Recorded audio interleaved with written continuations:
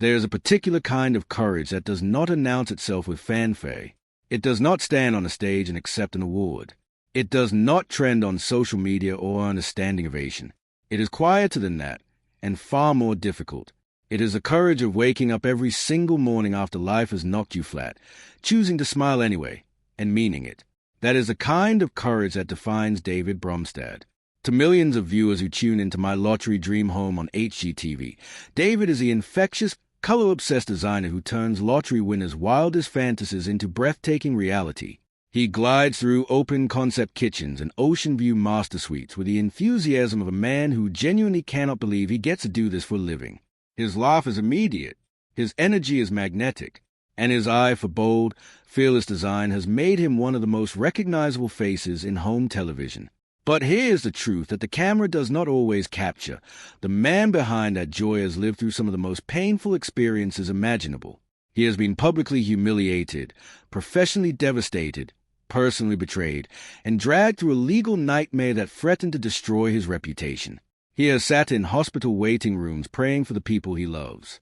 He has stared into the mirror after losing everything and asked himself whether the fight was still worth it. The answer, every single time, was yes. This is a story of David Bromstad, not the television personality, not the award-winning designer, but the human being, the boy who survived a childhood of cruelty, the young man whose dream collapsed in a single corporate memo, the adult who faced betrayal from someone he trusted completely, and the survivor who rebuilt himself, piece by piece, into something more beautiful than he ever imagined. David Bromstad was born in 1973 in Cokato, Minnesota, a small, tight-knit community where Scandinavian-American values ran deep and conformity was not just encouraged but expected. Cokato was a kind of place where everyone knew your name, your family, and your business. In many ways, it was idyllic. In other ways, for a boy like David, it was suffocating. From the time he was very young, David was different. While other children gravitated toward sports and roughhousing, David was drawn to art. He sketched constantly, characters, creatures, entire imaginary worlds that lived vividly in his mind and poured out through his pencil. He was emotionally expressive, creatively restless, and deeply sensitive. These were not qualities that small-town Minnesota in the 1980s knew particularly well how to celebrate. As he grew older, the gap between who David was and who his environment expected him to be became impossible to ignore. By high school, the social pressure had transformed into something far darker. His peers, picking up on his artistic nature and the gentle way he moved through the world, began to target him. The teasing started small, cutting remarks in the hallways, whispered mockery in classrooms, but it escalated steadily until it reached a moment so traumatic that David would carry it with him for decades. In one of his most candid interviews, David described what happened in the school cafeteria as the single most humiliating experience of his life. On an ordinary school day, in front of hundreds of his classmates, he became the subject of a coordinated act of cruelty. The entire student body turned on him simultaneously, mocking, gesturing, laughing. It was orchestrated, deliberate, and merciless. What made it even more devastating was that the school's principal, the very person whose job it was to protect students, did not stop it. Instead, he participated. There is no way to overstate how deeply that kind of betrayal cuts into a young person's sense of safety. David was not simply embarrassed that day. He was told, loudly and clearly, by every authority figure and peer in his world, that he did not belong, that he was wrong, that the most authentic parts of himself were reason for disgust. No teacher intervened. No counselor reached out. David walked home that afternoon carrying a wound that would take years to fully understand. In the months that followed, he began to retreat inward. The hallways of his school became obstacle courses to survive rather than spaces to move through freely. He became quieter, more guarded. He stopped expecting kindness from the world around him and started focusing all of his energy on the one thing that never mocked him back: art. Drawing became his lifeline. Painting became his language. In the privacy of his bedroom, surrounded by sketchbooks and paint-stained surfaces, David built a world where he was safe, where color was not a sign of weakness but a form of power. Every bright shade he chose felt like an act of defiance against the grayness of what he was living through. He did not know it then, but those private hours of desperate creativity were laying the foundation for everything that would come later. By the time David graduated high school, he had a plan, and it was a beautiful one.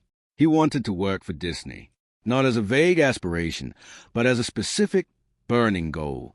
He enrolled at the Ringling College of Art and Design in Sarasota, Florida, one of the most prestigious art schools in the country, and a well-known pipeline to Disney's legendary animation department. For the first time in his life, David found himself surrounded by people who celebrated exactly the kind of creativity he had been punished for back in Minnesota. He thrived at Ringling. He graduated. And then, astonishingly, he actually got the job. David Bromstad, the bullied kid from Kolkata, became a Disney animator, joining one of the most admired creative teams in the entertainment world. He poured himself into the work with everything he had. For a young man who had spent years being told he was too much, too different, too soft, walking into those studios every morning felt like vindication. But the entertainment industry does not make promises it intends to keep. In the early 2000s, the animation world was undergoing a seismic shift. Computer-generated imagery was rapidly replacing traditional hand-drawn animation, and Disney was restructuring aggressively to keep up.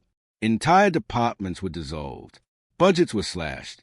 And David, along with many of his colleagues, found himself on the wrong side of a corporate decision that had nothing to do with his talent and everything to do with timing. He lost his dream job. Just like that, the career he had built his entire young adulthood toward was gone before it had truly begun. The psychological weight of that loss is difficult to fully convey. This was not simply unemployment. For David, the Disney job had represented proof that he was good enough, that the creativity his peers had mocked was actually valuable, that his life was going somewhere meaningful. Losing it felt like losing the argument he had been making about his own worth for years. He was adrift, financially strained, and emotionally shattered. He spent time in a fog of uncertainty, taking small design jobs just to pay his bills. He painted murals in children's rooms. He rearranged small spaces for modest pay. None of it felt like a destination.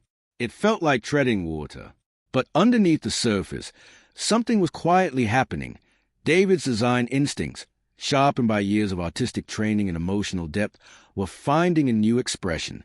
The color theory he had studied as an animator was now being applied to real rooms. The storytelling sensibility he had developed at Disney was now shaping real spaces where real people would live their actual lives. It was modest work, but it was honest work. And slowly, it began to attract attention. In 2006, a friend convinced him to audition for HGTV's Design Star, a competition series searching for the network's next big hosting talent. David auditioned without great expectation. He had been through enough disappointment to guard his hope carefully.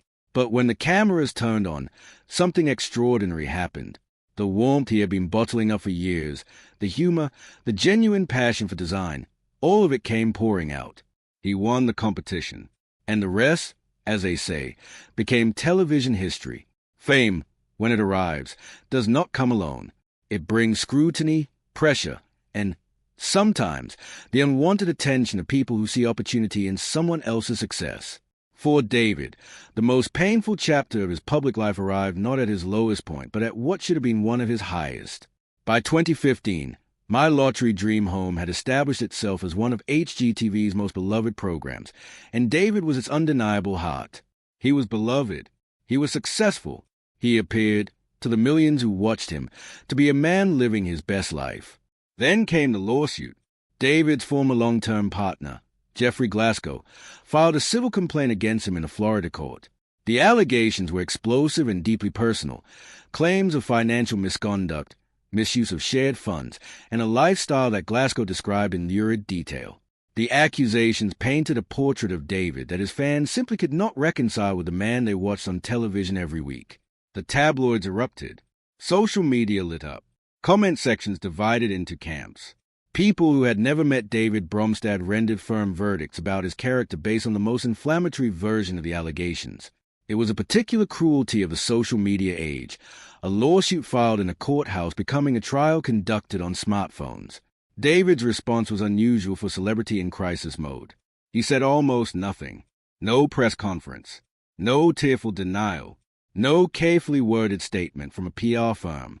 He went quiet and let the legal process do what it was designed to do. The court did its job. After months of proceedings, in April 2016, the case was dismissed entirely. The allegations were found to be unsubstantiated.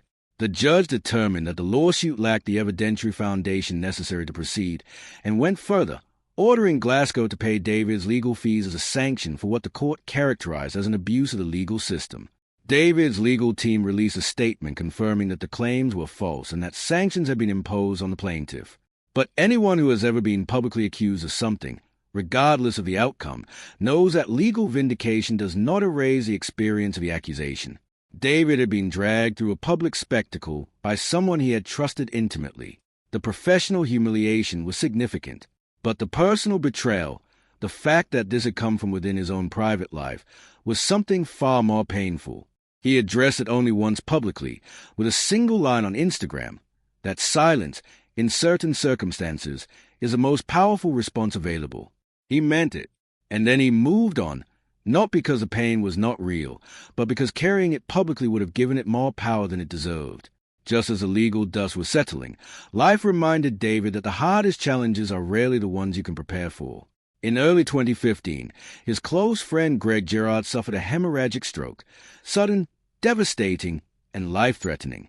David responded immediately, becoming one of Greg's most active advocates during the early days of recovery. He organized fundraising efforts, shared updates with his followers, and showed up in a way that truly matters, consistently, unglamorously, and without seeking recognition for it. To watch someone you love lose basic physical functions they once had without thinking is a particular kind of grief. It does not announce itself the way acute loss does.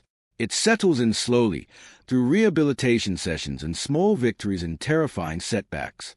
David talked openly about the emotional weight of that experience, the helplessness, the hope, the roller coaster of recovery. Then, in early 2016, before Greg had fully recovered, David's father was hospitalized in critical condition. The situation was genuinely dangerous. His father's heart was beating at a dangerous rhythm, and doctors were monitoring him closely for the possibility of seizure or stroke. David canceled professional commitments and flew to be with his family. In a raw social media post, he described watching his father in that hospital bed and feeling completely powerless, a celebrity with a full production schedule reduced to simply a son, sitting and waiting and praying. These two emergences, arriving within such a short span of time, changed something fundamental in David's perspective.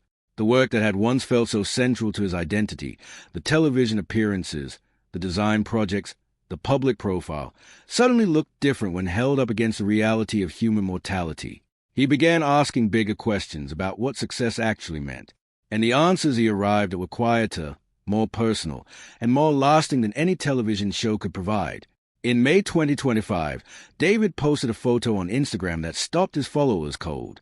He was reclined in a chair, relaxed, but there was a nasal oxygen tube in place. No caption accompanied the image. No explanation. Just David, looking calm, with medical tubing visible. The response was immediate and emotional. Fans who had followed his journey through lawsuits and family emergencies and personal reinvention feared the worst. Comment sections filled with worried questions. Was he sick? Had something been wrong for a long time? Was the cheerful exterior finally cracking? David clarified everything the following day. The oxygen tube was part of a hyperbaric oxygen therapy session, a wellness treatment involving breathing pure oxygen in a pressurized environment, increasingly popular among athletes and health-conscious individuals for its benefits around recovery, inflammation reduction, and general well-being. He was not sick. He was, in his own words, healthier and more intentional about his well-being than he had ever been. The moment was telling, not because of the therapy itself, but because of what it represented. David was no longer performing wellness. He was practicing it. He had built a life in which self-care was not a luxury or a photo opportunity, but a genuine discipline, earned through years of learning. The hard way, what happens when you neglect your own inner world. The David Bromstad who appears on My Lottery Dream Home today is not the same person who survived the cafeteria in Cocato, or who packed up his desk at Disney, or who read his name in a courthouse filing. He is something more, something forged by all of those experiences but no longer defined by any of them. He has built a home in Winter Park, Florida that is In every detail, an expression of his survival. Bold colors, personal art, spaces designed not for Instagram approval but for genuine human peace. He has launched home decor collections that reflect his uncompromising aesthetic. He has appeared on magazine lists celebrating LGBTQ+ voices in media, not because he made his identity a cause, but because he never hid it even when hiding would have been easier. Most importantly, he has become living proof of something that is genuinely rare in the public eye, a person whose joy is not a performance. David Bromstad smiles because he has earned it. He celebrates color because he understands, from personal experience, how much gray there can be. He helps people build dream homes because he knows what it costs to build a life worth living, and he wants everyone around him to experience that possibility. His story is not one of tragedy overcome by luck. It is a story of tragedy transformed by choice, the daily, ongoing, often invisible choice to keep going, to stay soft in a world that punishes softness, and to believe that the most authentic version of yourself is always worth protecting. That is the real legacy of David Bromstad. Not the shows, not the designs, not the awards. The legacy is a proof, visible in everything he does, that beauty, real, lasting, meaningful beauty, can grow from the most painful soil imaginable.